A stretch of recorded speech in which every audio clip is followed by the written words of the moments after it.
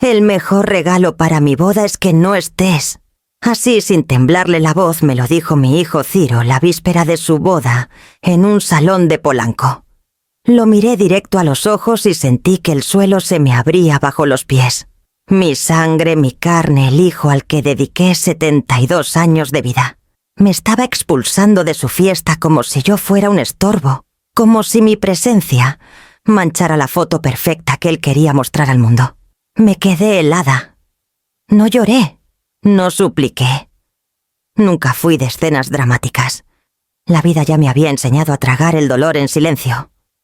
Lo único que hice fue tomar mis llaves, acomodar el bolso en el hombro y caminar hacia la puerta. El golpe seco del portazo resonó en el pasillo como un disparo. Y mientras descendía por las escaleras del edificio, una voz interna me susurraba: «No sabías, Itziar, que esa puerta que cerraste sería el inicio de tu libertad. Permíteme presentarme. Mi nombre es Itziar Laredo Ibáñez. Nacida en Zaragoza, España, pero desde hace más de 40 años radicada en México. Aquí construí mi vida. Aquí crié solas a mi hijo, y aquí aprendí que en este país se puede empezar de cero, aunque una llegue con las manos vacías y el corazón hecho trizas. Con mis tijeras de costurera puntada tras puntada, levanté un techo, pagué colegios y hasta conseguí que Ciro estudiara Derecho en la UNAM. Todo lo que soy, todo lo que tuve, lo puse en sus manos. Y sin embargo, esa noche en Polanco, frente a la mirada fría de su prometida Naira y de los padres de ella, esa familia rica de Monterrey, que siempre me vio como una reliquia incómoda, me regaló las palabras más crueles que una madre puede escuchar. El mejor regalo es que no estés. Recuerdo cómo me miraba Flavia, la madre de Naira, con una sonrisa de satisfacción, como si por fin hubieran logrado borrarme del retrato. Rodrigo, su esposo, ni se molestó en disimular el desprecio. Se acomodó la corbata y levantó la copa como si ya estuvieran celebrando mi ausencia. Y Ciro, mi hijo, bajó la vista un instante como si en el fondo supiera que estaba apuñalándome, pero no tuvo el valor de rectificar. Bajé a la calle. El aire húmedo de la noche me golpeó el rostro y me obligó a respirar hondo. Afuera seguía el bullicio de la ciudad, los claxones en Reforma, los pasos apresurados de quienes corrían tras el último metro. Yo, en cambio, sentí que todo se había detenido. No había ruido capaz de tapar el eco de esa frase clavándose en mi pecho. No caminé directo a mi casa en la Roma. Tomé un taxi y pedí que me llevara a Coyoacán.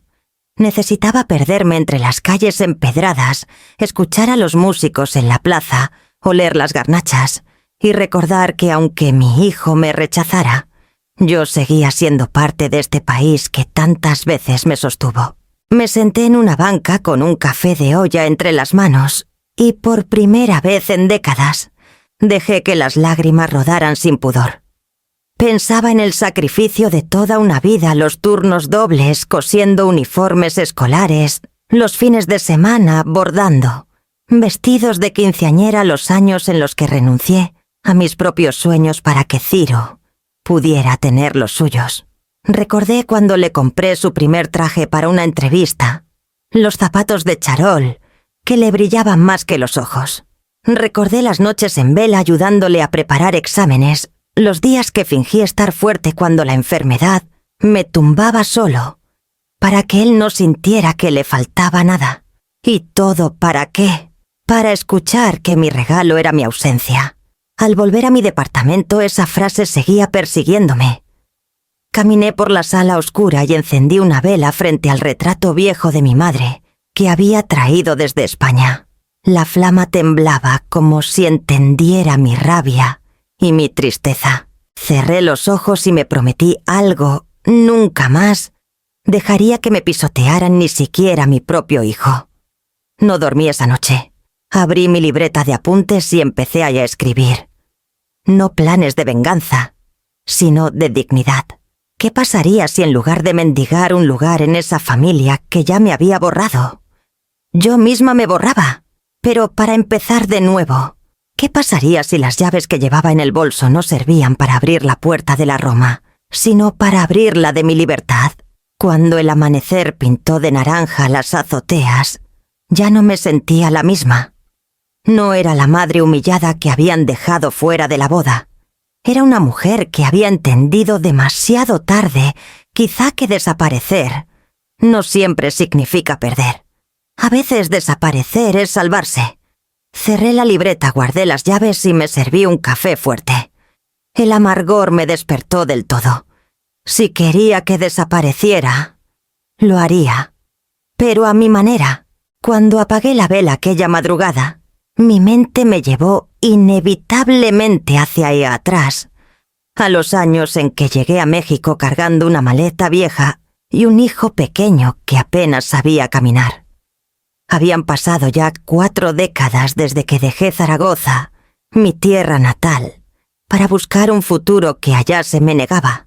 No tenía más que mis manos un par de tijeras y la determinación de no repetir la vida gris de mis padres. Me instalé en un pequeño departamento en la colonia Roma, en una vecindad con paredes descascaradas y un patio central donde los niños jugaban hasta tarde. Allí crecí junto a mi hijo aprendiendo a sobrevivir entre los olores de los puestos de tamales y el bullicio de la avenida Álvaro Obregón. La Roma era distinta en los 80, menos moderna y más desordenada, pero tenía alma, y a mí me dio cobijo cuando todo lo demás me faltaba. El taller de costura fue mi salvación. Empecé cosiendo uniformes escolares y blusas sencillas en un cuartito improvisado, hasta que poco a poco las clientas fueron trayendo vestidos de fiesta, trajes de charro para los bailables del colegio, incluso ajuares de novia. Ahorraba cada peso que podía. Recuerdo la primera vez que logré juntar $10,000. Los guardé en una lata de galletas y la escondí detrás de un baúl temiendo que la vida me lo arrebatara en un descuido. Todo ese esfuerzo tenía un propósito: darle a Ciro un futuro distinto. Me repetía cada noche que él no iba a conocer la escasez ni la humillación que yo había soportado. Cuando llegó el momento, lo inscribí en la UNAM para que estudiara Derecho. Pagué inscripciones, libros y hasta el transporte. Yo misma lo acompañaba en los primeros días porque temía que se perdiera en aquella ciudad inmensa. Nunca olvidaré el día en que le compré su primera computadora portátil. Era un gasto enorme, casi $25,000, pero lo pagué en mensualidades mientras cosía hasta de madrugada. Se la entregué envuelta en una bolsa de tela azul y vi en sus ojos un destello de ilusión. En ese instante pensé todo valió la pena. Pero con el tiempo ese destello se fue apagando. Ciro comenzó a cambiar. Al principio fueron cosas pequeñas, ya no me abrazaba. Al volver de clases me contestaba con monosílabos y prefería salir con sus compañeros a quedarse a cenar conmigo. Después vinieron los reproches disfrazados. «Mamá, no entiendes de leyes, déjame a mí». «Mamá, tu trabajo de costura es bonito, pero no es suficiente para presumir». Recuerdo una tarde en que lo esperé con su comida favorita, mole poblano, que aprendí a preparar con una vecina de Puebla. Había trabajado horas para que quedara perfecto. Cuando llegó me dijo que ya había comido en un restaurante con sus amigos y apenas probó un bocado. Ese plato se quedó intacto en la mesa como un símbolo de todo lo que empezaba a quebrarse entre nosotros. Yo lo justificaba. Pensaba, es joven, está descubriendo el mundo, ya se le pasará. Me engañaba a mí misma porque no quería admitir la herida que crecía en mi interior. Cada puntada que daba en el taller se mezclaba con la pregunta: ¿en qué momento empecé a perderlo? Con los años la casa de la Roma se volvió más silenciosa.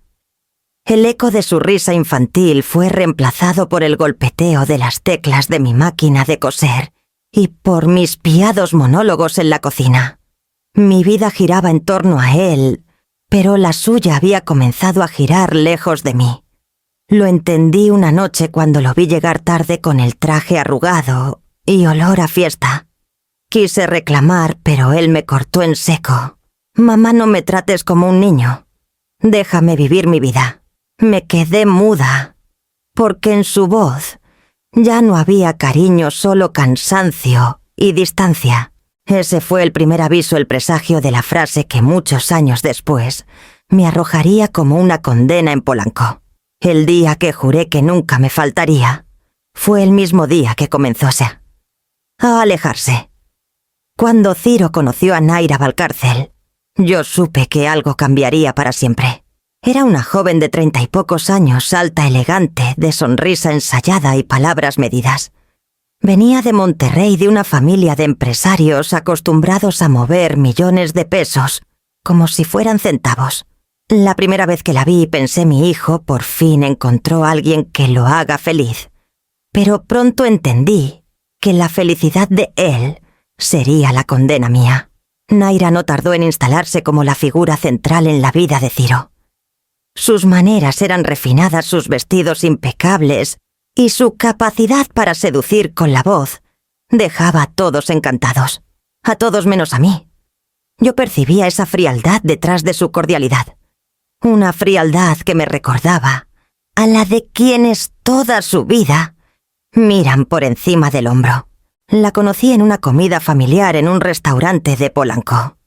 Llegó acompañada de sus padres Evaristo y Flavia, dos personajes que parecían salidos de una revista de sociedad. Él, de bigote perfectamente recortado con un reloj que seguramente valía más que mi coche. Ella enjollada con un perfume fuerte que llenaba el salón antes de que ella entrara. Evaristo hablaba de negocios, de las empresas que manejaba en Monterrey, de los contratos que cerraba en dólares como si fueran simples favores entre amigos. Flavia se dedicaba a halagar a su hija, repitiendo que Naira era una reina y que lo merecía todo. Yo, en cambio, me sentía invisible como un mueble viejo colocado en la esquina del restaurante. Ciro me presentaba con desgano, apenas mencionando mi mamá y Ciar, y yo sonreía aunque por dentro me ardiera la vergüenza. Había pagado su educación, había cosido hasta dejarme los dedos para que él pudiera vestir como abogado, y ahora me presentaba como si yo fuera una nota al pie de su vida. Recuerdo con claridad una cena en casa de los Valcárcel. Era una mansión en Lomas de Chapultepec, con portones eléctricos y un comedor tan grande que mi departamento entero cabría allí dentro. La mesa estaba servida con vajilla de porcelana y copas de cristal tallado. Me asignaron un lugar al extremo, lejos de Ciro y de Naira, como si quisieran recordarme cuál era mi sitio. Durante la cena, Flavia se inclinó hacia mí con esa sonrisa que esconde veneno y me dijo al oído: «Señora, disfrute mientras pueda, porque pronto todo estará a nombre de Naira». Lo dijo como quien comenta el clima sin levantar la voz, pero sus palabras me atravesaron como un cuchillo. Sentí cómo la sangre me subía al rostro, pero me contuve. No respondí. No era mi estilo pelear en la mesa de otra gente, pero esa noche al volver a la Roma, me repetí esa frase una y otra vez. ¿Qué quería decir con todo estará a nombre de Naira? ¿Acaso planeaban también borrar lo poco que yo tenía Evaristo? Mientras tanto conversaba con Ciro sobre oportunidades de inversión, sobre cómo manejar bien el patrimonio familiar. Yo veía cómo mi hijo asentía orgulloso de formar parte de aquella familia poderosa, y me preguntaba en silencio: ¿en qué momento dejó de ser mi hijo para convertirse en el hijo de ellos? Naira se mostraba atenta con todos, pero apenas me dirigía la palabra. Sus comentarios eran cortos, formales, sin la calidez que uno espera de quien pronto entrará a la familia. Yo lo notaba, aunque Ciro parecía ciego, embelesado por esa mujer, que lo trataba como un trofeo más. Salí de aquella casa con un nudo en la garganta. Mientras los chóferes abrían puertas y las luces de la mansión se apagaban tras de mí, entendí que ya no estaba invitada al centro de la vida de mi hijo. Poco a poco me estaban desplazando, y lo peor era que él lo permitía. Esa frase de Flavia repetida como un eco en mi mente me marcó más de lo que quise aceptar en ese momento. El día que me advirtió que todo estaría pasó a nombre de Naira, no imaginaba que ese comentario escondía un plan más grande. A veces los recuerdos se enredan con los números. Para mí cada cifra guardaba una historia, una puntada de sacrificio. Cuando Ciro cumplió 30 años decidí darle el regalo más grande de mi vida. Invertí, 850.000, en la compra de un departamento a su nombre. Era un espacio en la colonia del Valle con 2 recámaras y un balcón pequeño que miraba hacia un parque lleno de jacarandas. Recuerdo que cuando entramos por primera vez, él sonrió como si el mundo entero le perteneciera. Yo pensé que ese departamento era mi forma de asegurarle un futuro, de decirle: «Hijo, aquí tienes un hogar, aquí tienes raíces». Lo hicimos con cuentas conjuntas porque me convenció de que era más seguro tenerlo todo bajo una misma llave. Yo, ingenua, confié. Creí que eso era lo correcto, que familia significa compartir, que madre e hijo nunca se traicionan. Durante años deposité ahí cada peso extra que salía de mi taller de costura. Había días en los que mis manos terminaban sangrando de tanto coser, pero al ver crecer ese fondo sentía que valía la pena. Era mi manera de construirle un escudo contra la vida.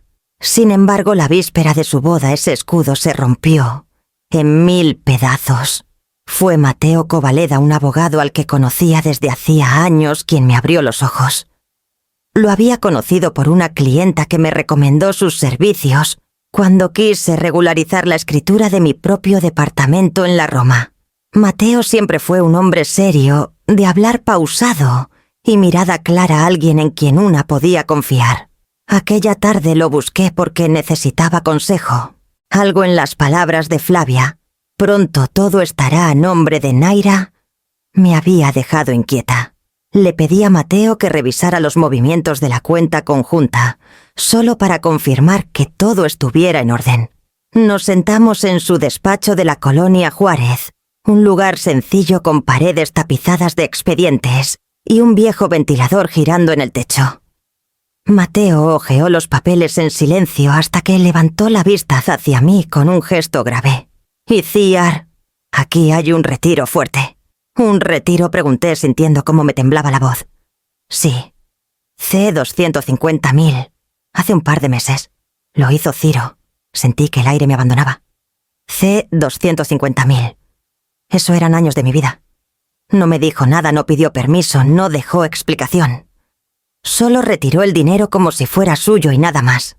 Me quedé muda mirando las cifras impresas en ese estado de cuenta como si fueran una condena escrita en piedra. Todo ese esfuerzo que yo había guardado para protegerlo, para darle seguridad, él lo había gastado sin mirarme siquiera y a los ojos. ¿En qué lo usó?, logré preguntar. Mateo se encogió de hombros. «Aquí no viene el destino, solo el retiro. Pero por lo que se he escuchado, podría estar financiando algún proyecto con los Valcárcel». La cabeza me dio vueltas. ¿Era eso lo que Flavia quiso decir en aquella cena? ¿Que todo ya estaba encaminado para pasar a nombre de su hija? Esa noche, al volver a mi casa en la Roma, miré mi vieja máquina de coser en la esquina. Cada puntada, cada turno doble, cada noche en vela, estaba allí convertido en esos billetes que ahora habían desaparecido. Me serví un café cargado y lo bebí de un trago, sintiendo el amargor recorrerme como una daga. Ya no era solo que me quisieran fuera de la boda. Me estaban borrando de mis propios ahorros. Me acosté sin apagar la luz con el sobre de papeles que Mateo me había entregado sobre el buró. Dormí a ratos sobresaltada, escuchando en mi cabeza el eco de la frase de Ciro: «El mejor regalo es que no estés». Ahora entendía, ese regalo también incluía desaparecer mi esfuerzo, mi patrimonio, mi historia. Y aunque en ese momento aún no lo sabía, lo que descubrí esa víspera del destierro fue la chispa que encendería la llama de mi decisión final. El día de la boda amaneció gris con un cielo encapotado sobre la ciudad. Yo desperté temprano, pero no para arreglarme, ni para buscar un taxi hacia Santa Fe. Desperté porque no podía dormir, porque la frase de Ciro aún me retumbaba en el pecho como una campana rota. «El mejor regalo es que no estés». Encendí el celular a media mañana y ahí estaba la transmisión en vivo que una amiga de vecindad pía había compartido en un grupo de WhatsApp. Ella sabía lo que había pasado, y en silencio me tendió ese puente para que yo viera lo que me negaban. El salón de fiestas en Santa Fe estaba adornado con flores blancas y luces doradas que brillaban como si fuera un palacio. Yo lo miraba en la pantalla pequeña de mi teléfono sentada en el sillón gastado de mi departamento en la Roma. Sentía como si estuviera espiando la vida de otros, aunque esa vida era mía, la que yo había tejido para mi hijo y que ahora me era arrebatada. Apareció Naira radiante en un vestido de encaje que seguro costaba más de lo que yo había invertido en toda mi vida. Sus padres, Evaristo y Flavia, se paseaban entre las mesas saludando con sonrisas estudiadas como si fueran la realeza de Monterrey. Y Ciro, mi hijo, lucía impecable en un traje a la medida con esa seguridad que yo le había comprado con mis sacrificios. Pero lo que más me dolió no fueron las imágenes, fue lo que escuché. El maestro de ceremonias presentó a la familia del novio y explicó mi ausencia diciendo que yo estaba delicada de salud. Flavia sentía con cara de compasión fingida como si cuidara de una anciana inválida a la que había que esconder. Ciro no desmintió nada. No dijo que yo estaba bien, que estaba en la Roma sola mirando cómo se inventaba una mentira para borrarme de la historia. Los invitados murmuraban. Algunos preguntaban en voz baja: ¿y la mamá del novio? ¿Será que está enferma de gravedad? Yo escuchaba esos comentarios como si me clavaran agujas. Me imaginaba a viejos conocidos de Ciro comentando. Después, pobrecito se casó sin la bendición de su madre. Y nadie sabría que no fue mi enfermedad, sino su desprecio lo que me dejó fuera. Me cubrí el rostro con las manos. Las lágrimas corrían sin control. Era un llanto hondo, de esos que vienen desde la entraña como un río, que se desborda después de años contenido. Lloraba por la humillación, por la soledad, pero sobre todo por la certeza de que mi hijo había elegido un escenario donde yo ya no cabía. Mientras la cámara mostraba los brindis y las sonrisas, me serví un vaso de agua y lo sostuve con firmeza. Tenía que calmarme. Tenía que entender. Ese momento no era solo un rechazo, era una revelación. Vi cómo Ciro alzaba la copa junto a Naira y sus suegros cómo brindaban por el nuevo inicio y hablaban de familia unida. Yo desde mi sillón pensé con amargura, sí, unida, pero sin mí. El corazón me dolía, pero de pronto algo cambió dentro de mí. Como si de ese mismo dolor brotara una claridad que jamás había tenido. Si me querían fuera, entonces estaría fuera. Pero no como víctima. Desaparecer no sería rendirme, sería comenzar un plan. Apagué el celular y dejé que la pantalla se hundiera en la oscuridad. El eco de las risas seguía en mi cabeza, pero ya no me hacían llorar. Esa tarde supe que mi historia no terminaba ahí, que ese destierro sería en realidad el inicio de mi renacimiento. Ese día entendí que desaparecer no era rendirse, era comenzar un plan. La noche después de la boda casi no pegué los ojos. El eco de las risas en Santa Fe y la mentira de que yo estaba delicada de salud me rondaban la cabeza como un zumbido constante. Pero entre ese ruido nació algo distinto. Una certeza helada. No ibas a suplicar. No iba a quedarme sentada esperando que Ciro recapacitara. Si querían borrarme, yo misma trazaría la línea. Y lo haría y a mi manera. Por eso a la mañana siguiente me vestí con un traje sencillo y llamé a Mateo Covaleda, el abogado de confianza que me había ayudado años atrás con las escrituras de la Roma. Mateo tenía su despacho en Insurgentes, un lugar modesto pero siempre ordenado, paredes forradas de expedientes, diplomas colgados con orgullo y el aroma a café recién colado que impregnaba todo el espacio. Me recibió con su calma habitual. Era un hombre de unos 60 años, de cabello entrecano y ojos firmes, el tipo de persona que escucha más de lo que habla. Me ofreció asiento y esperó a que soltara el peso que traía en el pecho. Mateo, empecé con voz quebrada. Necesito que me ayudes a proteger lo poco que me queda. Le conté lo de la boda, la humillación pública, la frase de Ciro. Luego le mostré los estados de cuenta donde se reflejaba el retiro de C250.000 que había hecho mi hijo sin avisar. Mateo hojeó los papeles con detenimiento, frunciendo el ceño. «Aquí hay un problema serio», Itziar dijo al fin. «Con las cuentas conjuntas, él tiene tanto derecho como tú a disponer del dinero. Pero no es tarde para reaccionar». Me explicó que lo primero era revocar los poderes que alguna vez le había otorgado a Ciro. Esos documentos firmados en su momento por confianza y cariño, hoy eran la soga con la que me estaba ahorcando. Hay que enviar un burofax al banco, notificar la revocación ante notario y congelar de inmediato las cuentas conjuntas en Banorte y BBVA. Si dejamos pasar más tiempo, podrían vaciarlas sin que tengas manera de detenerlo. Sentí un nudo en la garganta, pero también un hilo de esperanza. ¿Congelarlas?, pregunté. Sí, asintió. Congelarlas mientras definimos a dónde se moverán los fondos. Y ahí viene la parte más importante. No se trata solo de sacar el dinero, sino de blindarlo contra quienes quieren apoderarse de él.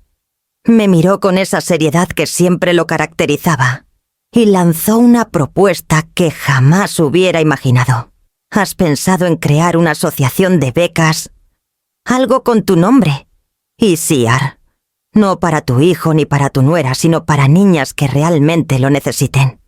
Así el dinero deja de ser un botín familiar y se convierte en un legado. Al principio me sorprendí.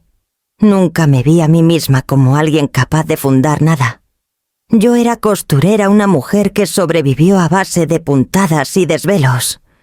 Pero cuanto más lo pensaba, más sentido tenía. Recordé a las niñas que llegaban a mi taller acompañando a sus madres, con uniformes rotos y zapatos desgastados. Recordé cómo más de una vez cosí sin cobrarles solo para que pudieran ir dignas a la escuela.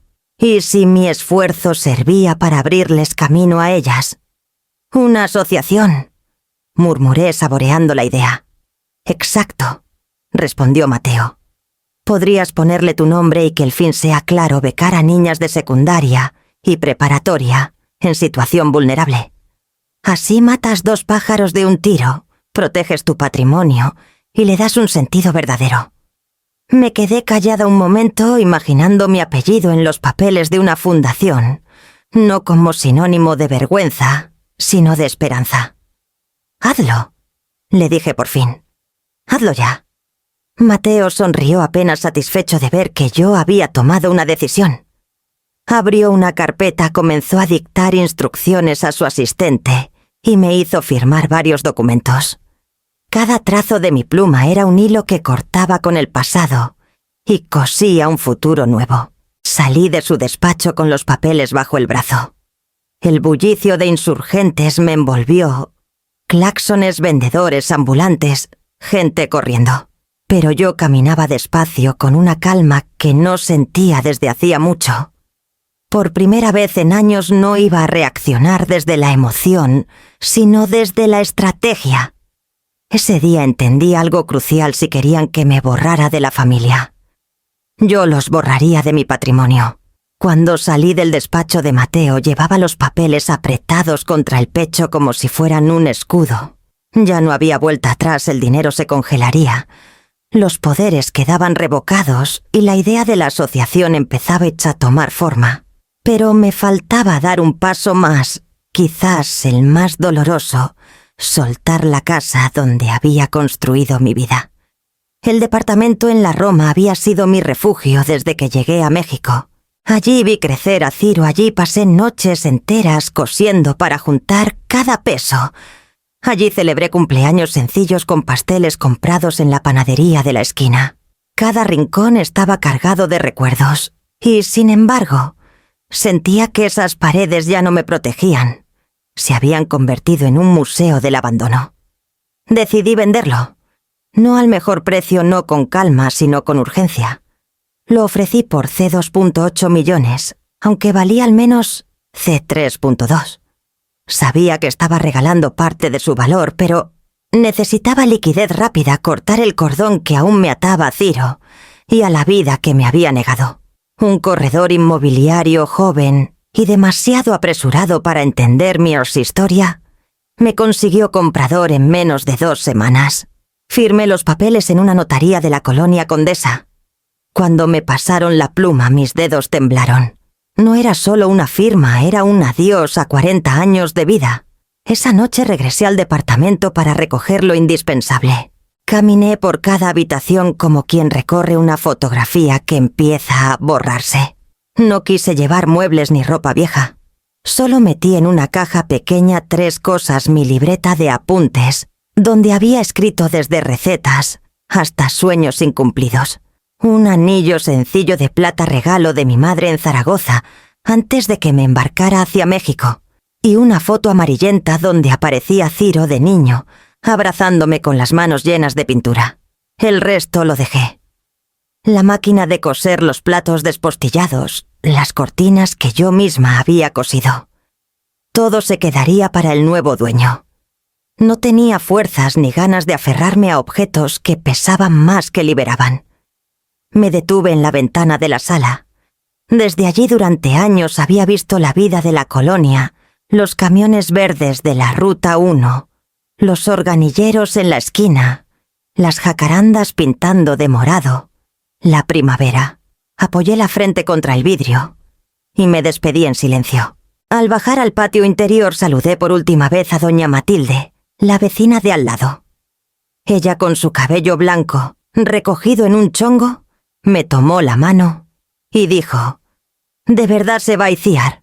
Asentí sin poder hablar. Ella me apretó los dedos y agregó: «Pues que Dios la acompañe. Usted siempre fue buena». No supe si llorar o sonreír. Solo le devolví un gesto agradecido y me giré hacia la puerta. Cerré con llave por última vez. El sonido metálico me atravesó como una campana fúnebre. Guardé la llave en el bolso, aunque sabía que pronto dejaría de servirme. Mientras caminaba hacia la avenida sentí una mezcla extraña de dolor y alivio. Era como si me arrancara una capa de piel vieja llena de cicatrices. Entendí entonces que no estaba huyendo. No estaba huyendo. Estaba mudando de piel. Creí que con la venta del departamento en la Roma y el dinero ya protegido, lo peor había quedado atrás. Pero me equivoqué. A los pocos días de firmar la escritura, la guerra cambió de escenario. Ya no eran frases en cenas ni portazos en mi cara, sino calumnias soltadas al viento digital. Una mañana, mientras me servía café en una taza de barro que había comprado en Coyoacán, sonó el timbre. Era Pía Montalbán, mi vecina y amiga, la misma que me había mostrado la transmisión de la boda. Entró con el celular en la mano y una expresión de indignación que le encendía las mejillas. «Iciar, mire lo que están diciendo de usted», me dijo extendiéndome la pantalla. Ahí estaban en letras frías y crueles las publicaciones en redes sociales, firmadas por cuentas ligadas a los Valcárcel. Decían: «La mamá del novio robó la dote. Se llevó dinero que no le pertenecía y arruinó la boda de su hijo». Incluso había fotos mías antiguas sacadas de quién sabe dónde, acompañadas de comentarios hirientes. Siempre vivió de lo que no era suyo. Sentí que la sangre me herví. Me hervía. No era suficiente con haberme borrado de la ceremonia. Ahora querían pintarme como una ladrona frente al mundo. Me dolía imaginar a conocidos en Monterrey o en la Ciudad de México leyendo esas mentiras y creyéndolas. Pía me tocó el hombro con ternura. «No se quede callada, Iciar. Usted no está sola». Ese mismo día llamé a Mateo y le pedí cita urgente. Al llegar a su despacho en Insurgentes, él ya tenía impresas varias capturas de pantalla. Su asistente había rastreado las publicaciones y confirmado que provenían de perfiles ligados a empresas de los Valcárcel. Mateo me escuchó con calma como siempre y luego golpeó la mesa con decisión. «Iciar, esto es difamación. Y en México la ley protege el derecho al honor. Vamos a presentar una demanda y a exigir rectificación pública». Me explicó que la estrategia no era solo borrar los mensajes, sino obligarles a publicar la verdad en los mismos espacios donde me habían difamado. «Si mancharon tu nombre en voz alta, Tendrán que limpiarlo en la misma voz. Salí de ese despacho con una mezcla de miedo y orgullo. Miedo porque sabía que me enfrentaba así a una familia con poder y dinero. Orgullo porque ya no era la mujer callada que bajaba la cabeza. Esta vez estaba dispuesta a pelear por mí. Esa noche, mientras cenaba un pan con frijoles en mi cocina vacía, me llegó otro mensaje de Pía. Era un enlace a un periódico digital de Monterrey. El titular decía: «Escándalo en boda de empresario suegra desaparece con fondos». Apreté el celular entre las manos con rabia contenida. Era evidente que los Valcárcel habían movido sus influencias para sembrar su versión. Pero también era evidente que la historia real apenas estaba comenzando a escribirse. Respiré hondo y recordé las palabras de Mateo. No dejes que ellos definan quién eres. Tú tienes pruebas. Tienes la verdad. Me miré al espejo del comedor. El reflejo mostraba a una mujer de 72 años con arrugas profundas y manos desgastadas, pero también con una mirada firme que yo misma apenas reconocía. Ya no era la costurera invisible ni la madre suplicante.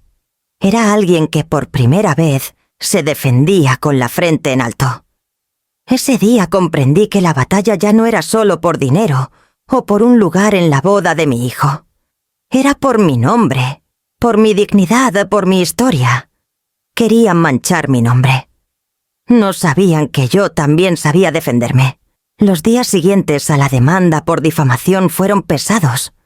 Dormía poco, comía a medias, y aunque Mateo me aseguraba que todo estaba bien encaminado, yo sentía el corazón como un tambor golpeando sin descanso. En medio de ese cansancio llegó un mensaje que casi me rompe en dos. Era de Ciro. Lo leí una y otra vez, con los dedos helados. «Mamá, la mamá de Naira está grave.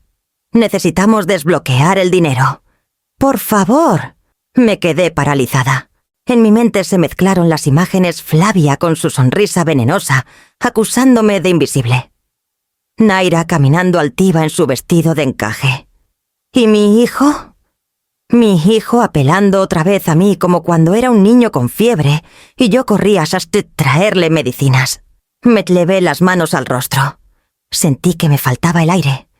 ¿Y si era cierto? ¿Y si esa mujer, por muy cruel que hubiera sido conmigo, estaba debatiéndose entre la vida y la muerte? ¿Tenía yo derecho a negarles ayuda? La culpa se me clavó como espinas en el pecho. Pensé en Flavia en una cama de hospital con tubos y monitores, y en Ciro, mirándola angustiado. Una parte de mí quería correr a su lado, abrazarlo, decirle: «Aquí estoy, hijo, no importa lo que me hayas hecho». Me preparé un té de manzanilla para calmarme, pero las manos me temblaban tanto que derramé agua sobre la mesa. La idea de desbloquear el dinero me rondaba como una tentación peligrosa. Sabía que Mateo me aconsejaría esperar, pero ¿y si por mi desconfianza alguien moría? Me senté en el sillón con el celular en las manos esperando otro mensaje de Ciro, pero no llegó. Solo aquel seco urgente como una orden disfrazada de súplica. Pía pasó a visitarme esa tarde y me encontró con los ojos rojos. «¿Qué pasó?», Iciar preguntó con voz suave. Le mostré el mensaje. Ella lo leyó y frunció el ceño. «Tenga cuidado. Con ellos nunca se sabe. Quise defenderlos aunque me doliera. ¿Y si es verdad, Pía? ¿Y si la señora Flavia está grave?». Ella me miró con esa mezcla de cariño y firmeza que solo tienen las amigas de verdad. «Pues investiguemos antes de que usted entregue lo que tanto le costó». Esa noche casi no hablé. Solo asentí. Y cuando ella se fue, me quedé sola otra vez, viendo la ciudad apagarse desde la ventana. El celular seguía sobre la mesa mudo, pero con su mensaje ardiendo como brasa. El corazón me jalaba de regreso, hasta que descubrí la verdad. Al día siguiente de recibir el mensaje de Ciro, mi corazón todavía estaba dividido. Parte de mí quería creerle. Otra parte sospechaba que algo no cuadraba. Mientras pensaba en todo esto, recibí la visita de Pía. Llegó con su celular en la mano como si trajera una prueba que no podía esperar. «Mire, Iciar, me dijo bajando la voz. Estuve revisando los grupos de Facebook de Monterrey y... creo que debe ver esto. Me mostró una publicación con varias fotos recientes. En ellas aparecía Flavia Valcárcel, sonriente con una bata blanca de algodón y un vaso de jugo verde en la mano. La ubicación estaba etiquetada: Spa Sierra Dorada, San Pedro Garza, García. Parpadeé incrédula. Amplié la imagen para estar segura. Era ella. Ni tubos, ni monitores, ni cama de hospital. Flavia estaba en un retiro de detox de lujo con cascadas artificiales y masajes incluidos. Pía suspiró con rabia. Ya ve, amiga. Todo era un teatro. Quisieron hacerla sentir culpable para que desbloqueara las cuentas. Me llevé una mano al pecho. El mensaje de Ciro aún vibraba en mi memoria. Mamá, la mamá de Naira está grave. Grave. Y ahí estaba posando como si la vida le sonriera más que nunca. La indignación me recorrió de pies a cabeza. ¿Cómo había podido dudar de mí misma? ¿Cómo había estado a punto de ceder? Otra vez, habían intentado usar mi corazón contra mí. Y lo peor era que Ciro había prestado su voz para esa mentira. Me senté en la mesa de la cocina con las fotos abiertas frente a mí. Vi cómo Flavia lucía fresca, relajada, acompañada de otras mujeres, vestidas igual todas con el hashtag Iro renovada en la publicación. Sentí que se me revolvía el estómago. Ya no más murmuré. Pía me miró con atención. ¿Qué dijo? Que ya no más, Pía. No volveré a dejar que la culpa sea el hilo con el que me manipulen. Esa misma tarde llamé a Mateo. Le envié las capturas de pantalla y le conté lo ocurrido. Su voz sonaba tranquila pero firme. Esto confirma lo que ya sospechábamos Itziar. No se detendrán. Están desesperados por el dinero. Pero ahora usted sabe que la verdad está de su lado. Colgué y me quedé pensando. Tenía 72 años encima, pero por primera vez no me sentía débil. Cada mentira de ellos era como un ladrillo más en el muro que me separaba de esa familia tóxica. Un muro que yo misma estaba construyendo para protegerme. Esa noche, mientras escribía en mi libreta, comprendí que algo dentro de mí había cambiado. Ya no me temblaban las manos, ya no lloraba de rabia ni de tristeza. Lo que sentía era una calma extraña, como si de pronto hubiera descubierto una nueva fuerza. Me miré en el espejo. Las arrugas seguían ahí profundas, pero mis ojos tenían otro brillo. Un brillo que no veía desde hacía años. Era la mirada de alguien que finalmente había entendido que amar no significa soportar abusos, que ser madre no significa hipotecar la dignidad. El mensaje de Ciro quedó sin respuesta. Guardé el celular en un cajón junto a las llaves que ya no abrían la puerta de la Roma. Y por primera vez desde la boda dormí profundamente, sin pesadillas, sin lágrimas. Ese día decidí no volver a sentir culpa por quienes me usaban. Creí que tras descubrir el engaño del spa, los Valcárcel se retirarían. Pero no. Cuando se dieron cuenta de que no iba a ceder, decidieron lanzar un golpe todavía más bajo. Presentaron una solicitud de tutela por incapacidad en mi contra. La noticia me llegó a través de Mateo. Me llamó a primera hora de la mañana y lo escuché suspirar antes de hablar. Itziar, necesito que venga al despacho. Han iniciado un proceso para declararla incapaz de manejar sus bienes. Me quedé sin palabras. Incapaz. Esa palabra me dolió más que cualquier insulto. No bastaba con inventar que yo estaba enferma en la boda. Ahora querían que un juez me quitara el derecho a decidir sobre mi propia vida. Al llegar a Insurgentes, Mateo me explicó los detalles. Ciro y los Valcárcel alegaban que por mi edad ya no estaba en condiciones de manejar mis cuentas, que era vulnerable, presa de confusión y de estados emocionales inestables. Tenían la desfachatez de decir que yo necesitaba un tutor para protegerme. Y ese tutor, claro, debía ser Ciro.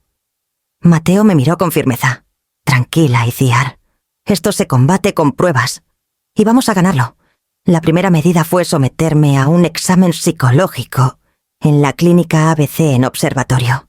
Recuerdo que entré con las manos heladas, temiendo que el doctor me viera con condescendencia, como a una anciana senil. Pero no. El especialista, un hombre de bata blanca y voz amable, me recibió con respeto. Me hizo pruebas de memoria.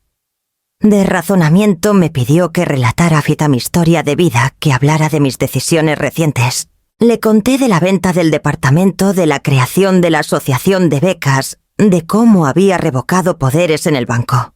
Respondí con calma sin titubear. Cuando terminó, el doctor sonrió. «Señora Iciar, usted está más lúcida que muchos de 30. No hay rastro de incapacidad. Lo dejaré por escrito en mi informe». Salí de esa consulta con la frente en alto. El miedo que había sentido se transformó en una determinación aún más fuerte. Mateo preparó la estrategia para la audiencia. Me pidió reunir pruebas de mis aportaciones a las cuentas conjuntas, recibos de clientes del taller, transferencias de años atrás, depósitos que yo misma había hecho en efectivo. Pasé horas revisando papeles, sacando de cajas viejas los comprobantes que guardaba casi por costumbre. Cada recibo era una puntada de mi historia, una prueba tangible de que el dinero no había caído del cielo ni de los bolsillos de Ciro, sino de mis manos callosas y mi espalda cansada. El día de la audiencia, el juzgado estaba lleno. Los Valcárcel entraron con su habitual aire de superioridad. Flavia llevaba un vestido beige impecable. Evaristo hablaba en voz baja con un abogado de traje caro. Naira, impecable, me miraba con una mezcla de desprecio y lástima. Y Ciro evitaba mis ojos. El juez abrió la sesión y dio la palabra a la parte demandante. El abogado de ellos habló de mi edad, de mi fragilidad, de mi supuesta confusión. Mientras lo escuchaba sentí rabia, pero también una calma fría. Sabía que la verdad estaba de mi lado. Cuando llegó nuestro turno, Mateo se levantó con una carpeta gruesa.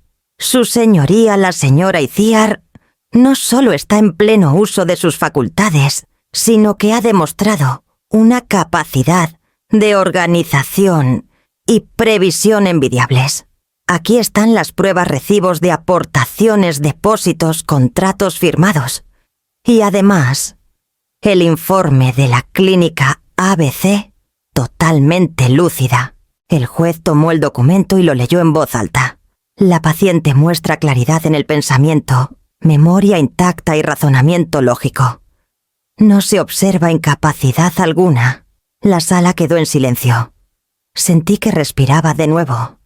Entonces Mateo dio el golpe final, mostró las capturas del spa, evidenciando que la supuesta emergencia médica usada para presionarme había sido un montaje. El juez levantó las cejas sorprendido. Los Valcárcel bajaron la mirada.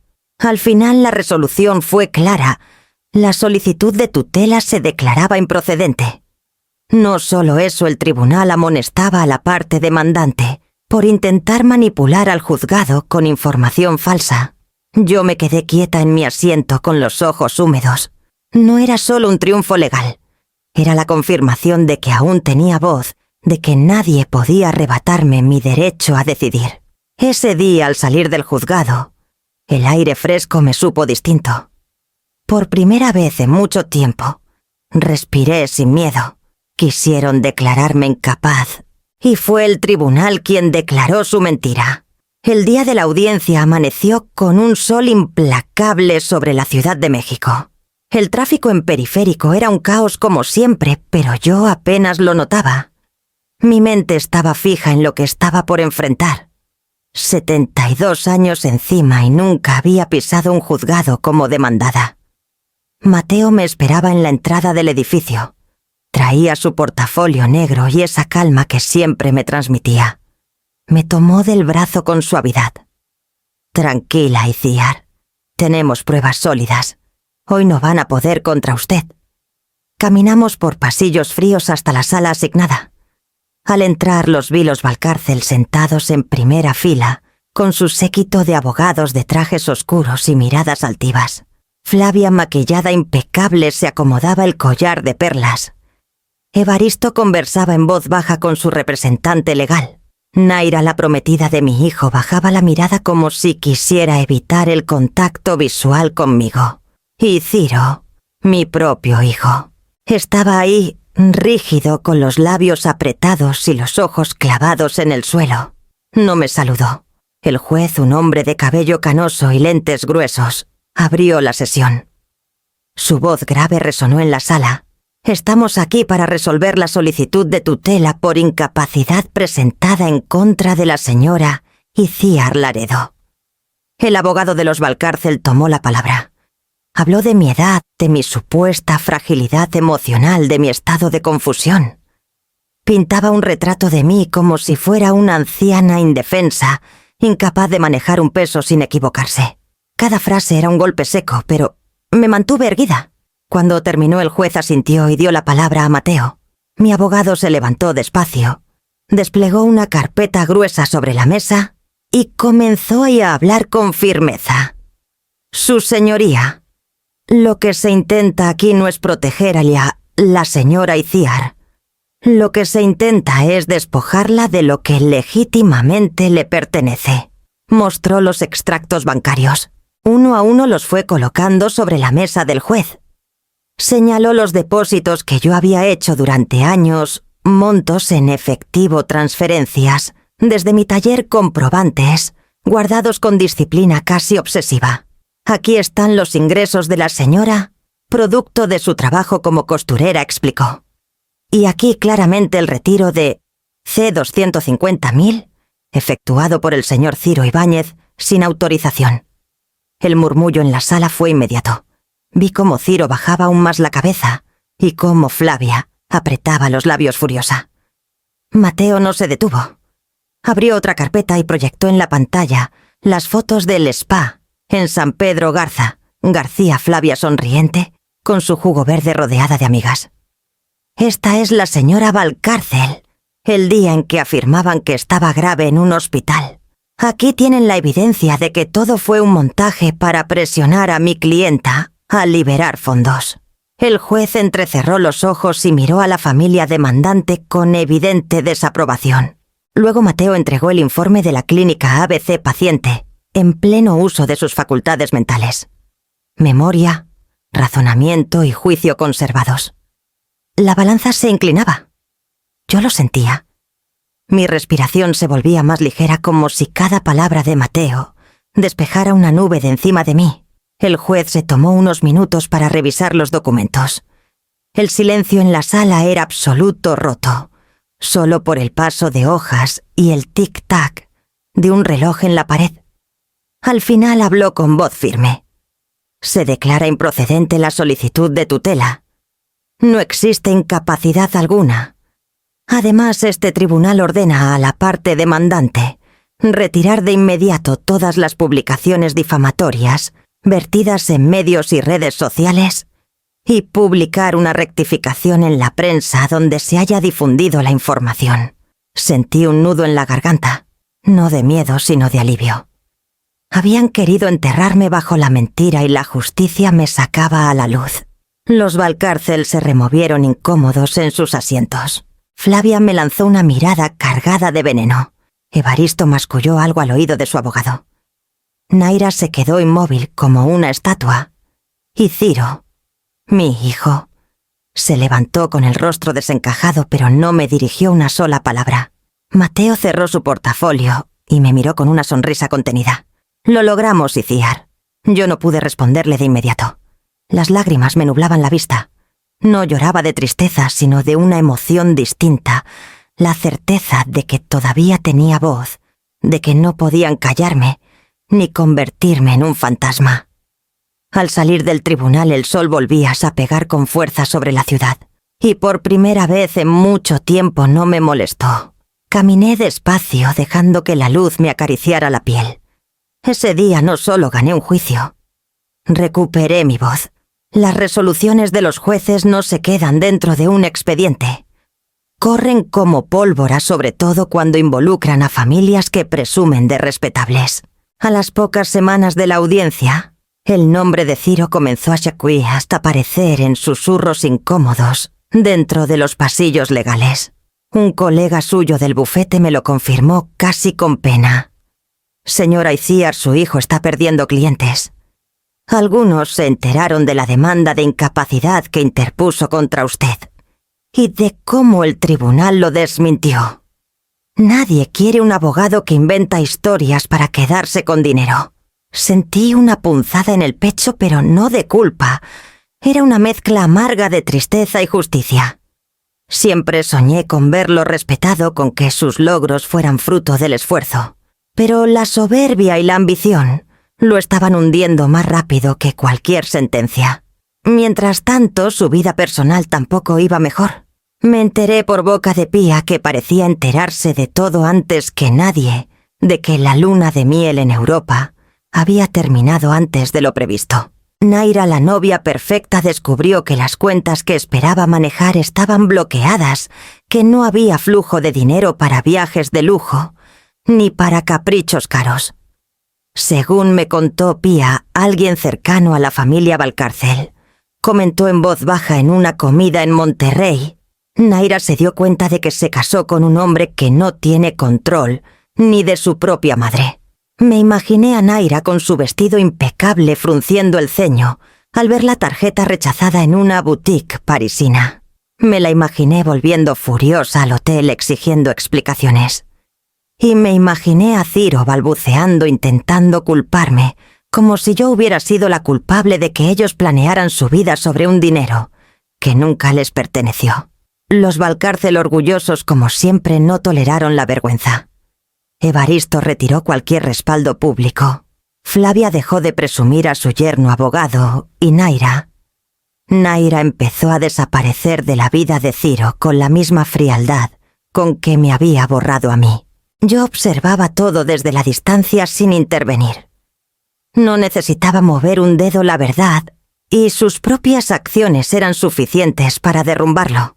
Era como ver un edificio mal cimentado colapsar lentamente piso por piso. Un día recibí sin querer un correo reenviado de un cliente antiguo mío, alguien que conocía mi taller de costura y que había tratado con Ciro. Decía: no podemos confiar en un abogado que intenta declarar incapaz a su propia madre. Cancelamos su contrato. Me quedé mirando esas líneas en silencio. El corazón de madre se me encogió porque una parte de mí todavía quería correr y salvarlo, evitarle el golpe. Pero otra parte, la mujer que había sido humillada y despojada, sabía que era su propio destino alcanzándolo. Ciro había confundido respeto con control, amor con poder. Y ahora que el dinero se le escapaba de las manos, todo lo demás se le escapaba también. Ese capítulo de su vida no me trajo alegría, pero sí un aprendizaje. Los cimientos construidos sobre la mentira no resisten la primera tormenta. Cuando el dinero se acaba, las máscaras también. La noticia me llegó como un eco distante, pero no por eso menos contundente. Naira había abandonado a Ciro. Me lo contó Pía una tarde mientras compartíamos un café en su cocina. Ella, con ese talento suyo para enterarse de lo que pasa incluso en Monterrey, me mostró un mensaje que le había mandado una prima lejana. Naira regresó sola de viaje. Dice que no piensa cargar con un hombre sin futuro. No me sorprendió. Desde el principio había visto en ella ese brillo que no era amor sino interés. La novia perfecta resultó ser perfecta para sí misma. Y cuando descubrió que no había dinero que administrar ni poder que presumir, simplemente recogió sus maletas y se marchó. Los Valcárcel, orgullosos como siempre, hicieron lo mismo. Evaristo retiró todo el respaldo que alguna vez le prometió a Ciro, y Flavia dejó de mencionarlo en las reuniones sociales. El hijo que ellos habían querido mostrar como parte de su imperio era ahora un peso muerto que preferían olvidar. Supe entonces que Ciro estaba solo, sin esposa, sin suegros y con una reputación manchada. Y fue en ese vacío que decidió volver a buscarme. Una mañana, mientras cosía unas servilletas para distraerme, escuché los pasos apresurados en el pasillo de la vecindad. No eran los de Pía ni los de doña Matilde. Eran más pesados, más familiares. Me asomé por la ventana y lo vi Ciro, mi hijo, parado frente a la puerta del departamento, que ya no era mío. Golpeaba con insistencia llamando mi nombre. «Mamá, mamá, abre. Tenemos que hablar». Pero esa puerta estaba vacía, y no solo porque yo me había mudado. Estaba vacía porque ahí ya no había nada que él pudiera reclamar. Pia salió de su departamento y lo enfrentó. Nunca olvidaré la firmeza de su voz. «Aquí ya no vive Ciro. ¿Qué vienes a buscar si tú mismo la corriste de tu vida?» Él intentó justificarse, levantando las manos como un niño sorprendido en falta. «Pia no es así. Necesito hablar con ella, decirle que me equivoqué». Pero mi vecina no se dejó engañar. «Te equivocaste el día que la humillaste frente a todos, el día que permitiste que la trataran como si fuera nadie. Ahora vienes porque estás solo. Pues demasiado tarde, muchacho». Yo escuchaba desde lejos, oculta tras la cortina del pequeño cuarto que ahora rentaba en otra colonia. El corazón me golpeaba fuerte en el pecho, no de miedo, sino de una mezcla de dolor y dignidad. Quise salir a abrirle los brazos y recibirlo como madre, pero me contuve. Recordé cada lágrima derramada en la boda, cada mentira en redes sociales, cada intento de despojarme de lo mío. Pia cerró la conversación con una frase que aún resuena en mi memoria. «Una madre no se busca cuando ya no hay banquetas donde presumirla». Ciro bajó la mirada, dio media vuelta y se fue. Esa tarde entendí que la vida, con su cruel justicia, había dado la vuelta completa. El hijo que me corrió de su boda ahora tocaba mi puerta vacía. Siempre pensé que si alguna vez lograba descansar, lo haría en Cádiz, la ciudad de mi juventud en España. Allí pasé tardes mirando el mar desde la playa de la Victoria, con la brisa enredándome el cabello y el rumor de las olas recordándome que la vida seguía, aunque uno se empeñara en detenerla. Cádiz había sido mi refugio en sueños, el lugar al que volvía cada vez que la nostalgia me vencía en México. Pero la vida tiene su manera de ajustar los mapas. No regresé a Cádiz. En cambio, el destino me llevó a Veracruz y descubrí que ese mar también podía cerrar mis heridas. Después de todo lo que pasó, ya no tenía sentido seguir en la Ciudad de México. El bullicio de insurgentes, el ruido constante de la Roma, las esquinas que guardaban recuerdos de Ciro. Todo me pesaba demasiado. Necesitaba aire, horizonte, agua. Con los fondos asegurados y el respaldo legal de Mateo, me atreví a dar un paso que antes me habría parecido imposible. Mudé mi vida al puerto de Veracruz. Alquilé una casita sencilla frente al malecón. No era grande ni lujosa, pero sus paredes encaladas y su balcón abierto al mar me parecieron palacio suficiente. Desde allí, veía a los pescadores descargar sus redes al amanecer, a los niños correr con papalotes en la playa y a los turistas detenerse a comprar nieves de coco. Cada detalle me recordaba que aún había belleza en el mundo, a pesar de todo lo perdido. Las primeras noches me costó dormir. El sonido del oleaje golpeando el malecón me resultaba ajeno, como si no me perteneciera, pero poco a poco empecé a dejar que me arrullara. Un día, al despertar con la luz dorada entrando por la ventana, entendí que el mar no necesitaba pedirme permiso para abrazarme. Simplemente lo hacía. Fue entonces cuando retomé algo que había olvidado durante décadas: pintar. Compré óleos y pinceles en una tiendita del centro y me senté frente al balcón con un lienzo en blanco. Al principio la mano me temblaba como si hubiera olvidado el oficio. Pero pronto, el azul, el verde y el blanco empezaron a fluir. Pinté barcos, olas, gaviotas, pero también memorias: mi madre en Zaragoza, Ciro de niño, corriendo por el patio, la máquina de coser, que me acompañó toda la vida. Cada trazo era un diálogo conmigo misma. Al mismo tiempo, desde esa casita frente al mar, empecé a coordinar el fondo de becas que Mateo me ayudó a registrar. Le puse por nombre Fundación Laredo. No por vanidad, sino porque quería que ese apellido manchado por difamaciones quedara limpio en la memoria de alguien. El dinero que tanto me costó ganar ahora servía para pagar colegiaturas, uniformes y libros a niñas de secundaria en barrios humildes de Veracruz y Xalapa. Recibía cartas escritas con letra torpe pero sincera. Gracias, señora, por ayudarme a seguir estudiando. Prometo no defraudarla. Cada sobre era una caricia a mi corazón cansado. Comprendí que lo que había perdido con Ciro lo estaba recuperando, multiplicado en esas jóvenes que algún día serían médicas, abogadas, maestras, mujeres libres. Las tardes se me iban entre pinceles y llamadas para organizar las becas. Y en las noches, al caminar por el malecón iluminado con la música jarocha, flotando en el aire, sentía que por fin la vida me regalaba un respiro. Miraba el mar y pensaba en Cádiz, en aquella muchacha que fui alguna vez, llena de sueños y miedo. Ahora, 72 años después, me veía en Veracruz, otra orilla, otro mar, pero con la misma verdad, el agua siempre enseña a soltar. Esa fue mi revelación. Había buscado toda mi vida un lugar donde encajar, y lo encontré, no en una casa, no en una boda, no en un apellido. Lo encontré en mí misma. Descubrí que el mar no pide permiso para abrazarte, como tampoco la libertad. Un mes después de instalarme en Veracruz, llegaron las primeras cartas de las niñas becadas por la Fundación Laredo. Venían en sobres sencillos, algunas con dibujos en las esquinas, otras con manchas de tinta, que hablaban de manos pequeñas y nerviosas al escribir. La primera que abrí decía: «Querida señora Iciar, gracias por ayudarme a seguir en la secundaria. Mi papá trabaja en el campo y no siempre alcanza para mis libros. Ahora podré estudiar y quiero ser doctora algún día. No la conozco, pero la llevo en mis oraciones».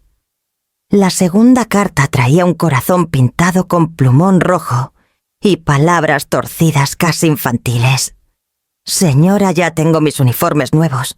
No me da pena ir a la escuela. Le prometo que sacaré 10 para que usted se sienta orgullosa». Lloré al leerlas, no de tristeza, sino de una emoción que no había sentido nunca, ni siquiera cuando Ciro terminaba sus exámenes en la UNAM. Aquellas niñas que no eran de mi sangre me estaban devolviendo lo que mi propio hijo me había negado: gratitud. Me senté frente al balcón con el mar iluminado por el sol de la tarde y pensé en todo lo recorrido. Los mismos pesos que Ciro y los Valcárcel intentaron arrebatarme estaban ahora comprando cuadernos, mochilas y sueños. Lo que para ellos era botín, para estas niñas era esperanza. Mientras sostenía las cartas, recordé el eco de la boda, la mentira de que yo estaba delicada de salud, las publicaciones en redes donde me llamaban ladrona. Todo aquello había querido reducirme a cenizas. Y sin embargo, aquí estaba yo recogiendo flores que nacían de esas mismas cenizas. Una parte de mí se preguntó si Ciro sabría de estas cartas. Si en su soledad después del abandono de Naira se imaginaría que el dinero que tanto persiguió ahora tenía nombre y apellido en las vidas de otras. Quizás sí, quizás no. Pero ya no importaba, porque comprendí algo: la maternidad no se limita a la sangre. Ser madre es sostener, acompañar y sembrar. Y aunque mi hijo eligió otro camino, mi capacidad de sembrar seguía intacta, ahora multiplicada en esas jóvenes que me escribían con ilusión. Cada peso que antes me dolía entregar, cada noche que cosí, hasta que me sangraron los dedos, ahora encontraba sentido en estas becas. El dinero que me negaron, que intentaron arrancarme como si fuera basura, se había transformado en oportunidades para otras. Me levanté y caminé hasta la playa. El aire salado me acarició el rostro y pensé en mi madre en Zaragoza, en las veces que me dijo: «Iciar, lo que se da con dignidad nunca se pierde». Tenía razón. Miré al horizonte y por primera vez en mucho tiempo sentí orgullo de llevar mi nombre. Orgullo de no haberme doblegado. Orgullo de haber convertido el desprecio en algo más fuerte que el rencor. Ese día entendí cuál era mi verdadera herencia. No eran casas, ni cuentas, ni títulos. Era demostrar que incluso cuando la sangre te niega, Siempre puedes dejar huella en la vida de otros. Transformé el desprecio en herencia de dignidad. Una mañana de septiembre, cuando el calor húmedo del puerto apenas dejaba respirar, encontré un sobre debajo de mi puerta. No tenía remitente, pero reconocí de inmediato la letra apretada y algo desordenada de Ciro. Me quedé un largo rato mirándolo sin decidir si abrirlo. Parte de mí quería arrojarlo al cesto como quien tira una herida vieja. Pero otra parte, la que todavía recuerda el olor de su cabello de niño cuando lo abrazaba, me obligó a romper el sello. Dentro había una carta escrita a mano. Las primeras líneas eran torpes, como si hubiera dudado en cada palabra. Mamá, sé que no merezco que leas esto, pero necesito intentarlo.